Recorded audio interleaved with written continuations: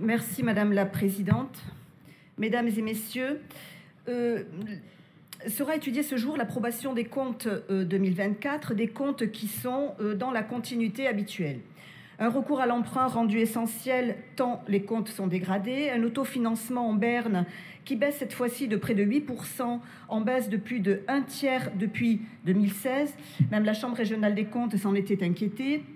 Un encours de dette qui continue sa dangereuse progression, plus 5% en un an, plus 237% en 10 ans.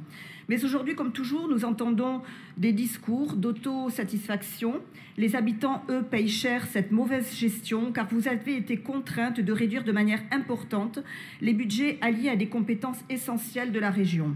Cette assemblée plénière est aussi pour vous l'occasion d'ajustement à travers une décision modificative du budget dans laquelle vous actez des diminutions de recettes pour la formation professionnelle et l'apprentissage, mais dans laquelle vous ne proposez aucune solution.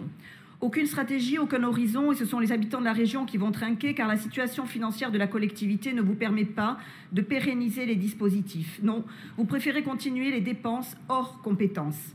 En l'occurrence, cette assemblée plénière est aussi celle qui verra acter l'instauration du versement mobilité. Traduction, la présidente créerait une nouvelle taxe.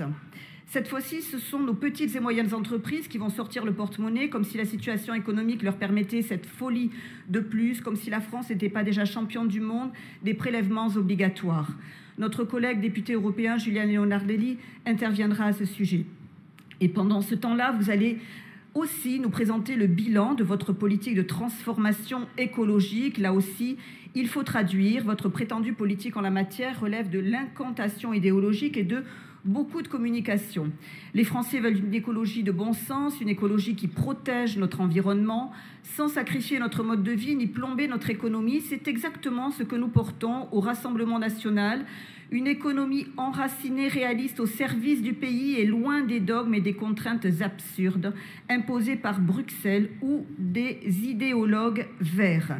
Nous parlerons aussi du contrat de filière souveraineté que mes collègues Monteil et M. Yelma détailleront. Il sera aussi question de stratégie au moment du schéma régional d'aménagement.